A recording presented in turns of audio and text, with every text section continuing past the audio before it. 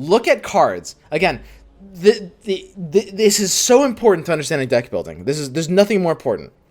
Look at cards as a function of what they're able to do in different spots and what those spots mean.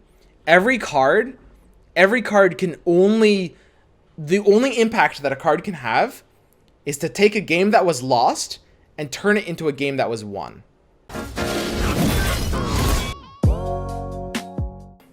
I mean, this is pretty good value, right? If I get like 2 draws off of this, it's nuts. Even if I get 1 draw off of this, it's totally fine. If I get 2 draws off of this, it's crazy.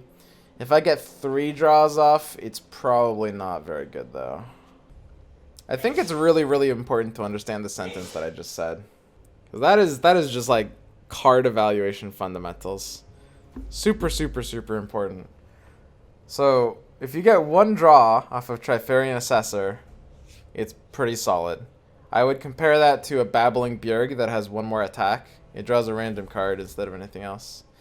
If you draw 2 cards off of it, it's great. You're drawing 2 cards. You know, you have the ability to potentially do a lot off of that and come back. That's like a great spot to be in for this mechanic. If you draw 3 cards off of this, it's not very good. There's 2 reasons for that, in my opinion. I think drawing 3 cards off of this is probably worse than drawing 1 card off of this, I would say. It's at least about the same. And the reason for that, there's 2 reasons for that. First of all, the more you draw, the less you're going to be able to actually spend your mana on, because you're throttled by your mana. So draw as a concept is always going to exhibit diminishing returns. But the most important thing is to understand that in the situations where you're drawing 3 cards off of this card, you have already probably won the game. In situations where you have 3 5+ power allies on board, the odds of you being able to lose that game are really, really low. Okay? Draw 0 is better than draw 3. That legitimately might be true. It's very possible. The point I'm making is, like, this is a really, really, really important part of card evaluation. How is it worse than drawing 1? In situations where it draws you 3 cards, it doesn't help your win rate that much. Look at cards. Again, this is so important to understanding deck building. There's nothing more important. Look at cards as a function of what they're able to do in different spots and what those spots mean. Every card can only... The only impact that a card can have is to take a game that was lost and turn it into a game that was won. Or to do the opposite and take a game that was won and turn it into a game that was lost. That's the only possible impact that any decision can ever have. Not just in terms of cards, but in terms of play patterns too, okay? So you look at Trifarian Assessor, and you might say, if this card draws 3 cards, she's nuts. But in reality, if she's drawing 3 cards, your win rate is going from... You're helping your condition by, let's say 10%. So your win rate is going from, let's say, 92% to like 93.2% or something like that, right? You have to understand that. That's really, really important. And that's maybe a slight exaggeration. But again, when you have 3 5+ power allies on board, like, imagine that situation. What are you losing to? Ruination at that point? Or maybe it's like a stalled out board. This game, unlike Magic, doesn't really develop these like big stalled out boards where nobody's attacking. Magic does that in a lot of situations. This game tends to not really do that, right? So the idea of Trifarian Assessor is, like, when we're evaluating this, there's going to be a very, very common trap of just looking at this card and thinking to yourself, okay, you know, do the EV, right? Let's do the EV. Let's think, okay, so in X% of situations, it'll draw 0. In Y% of situations, it'll draw 1. In Z% of situations, it'll draw 2, etc. And kind of like map out the value on all of those percentage points in terms of... I mean, you can't get a precise amount on either, but it's a game of estimation, right? You're basically just trying to think about, like, you know, estimating the probabilities. And the most important step to that is understanding that you don't want this card to be drawing 3 cards. This is a card that is sort of fundamentally win more, right? That's really, really important. That doesn't mean this card has to be bad, but it means this card is a lot worse than it looks, at least, right? It doesn't make it bad when drawing 3, right? Just unnecessarily good. Bad would be when another card would be better in that situation.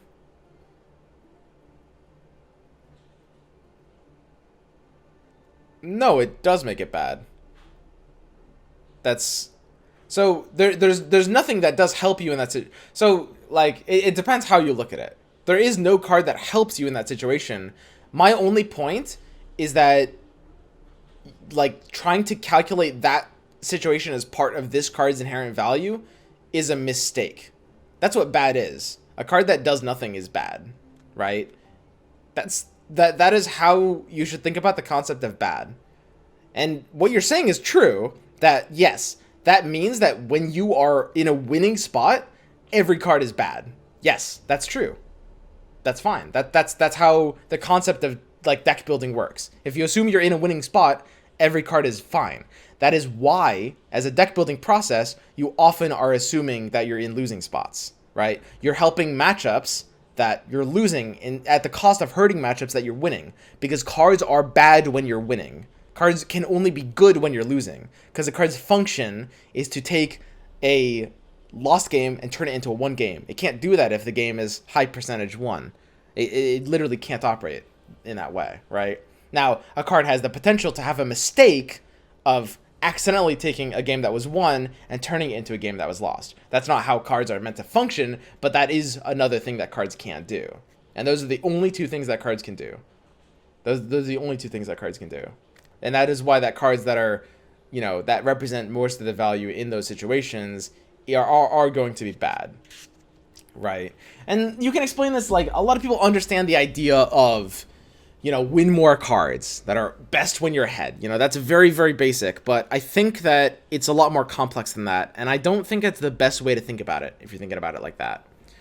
There are many archetypes where you can assume you're winning and use some cards as win more. Stuff like mid-range expects to win the board. It's a mistake to assume you'll be in a losing spot then. Yeah, no, I agree.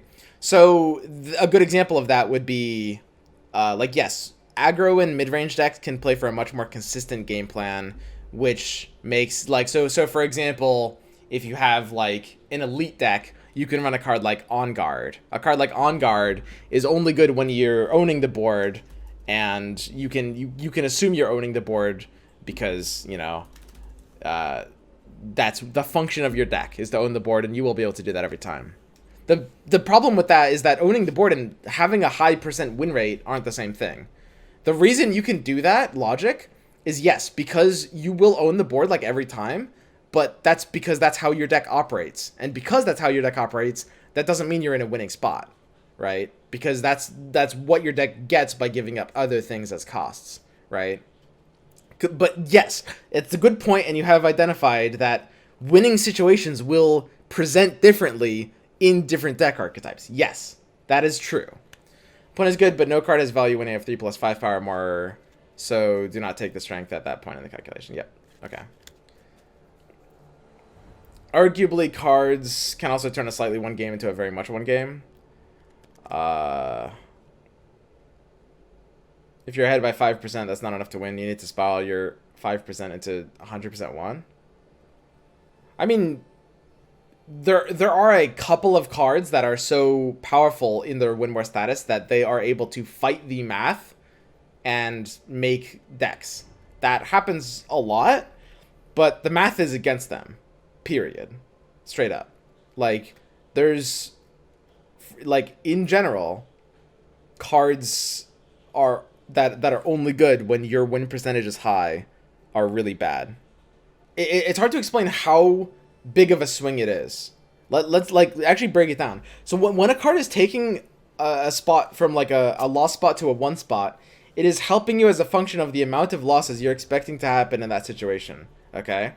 So if you take like an 80% chance to win the game spot, and he started the game or any part of the game, you have an 80% chance to win from there.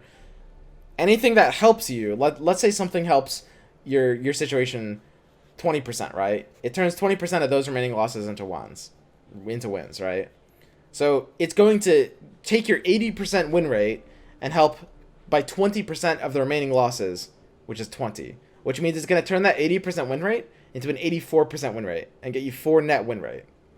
Then you take a situation where you're 20-80. And you'll see now that the math is basically 5 times.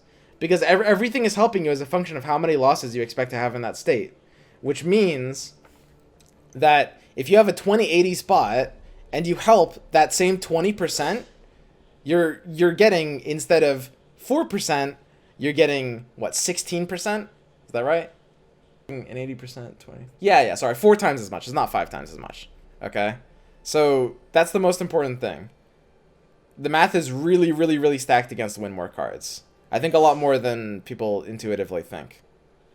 Because, like, again, 4 times value in terms of being able to swing the game is really, really, really, really large. And that's why the idea of, like, you know, helping bad conditions and fighting against lose conditions and helping your deck achieve, like, never terrible matchups and, like, working on every aspect of deck building against those matchups is such a foundational part of deck building. Because you get such a crazy multiplier on EV when you help bad situations as opposed to good situations.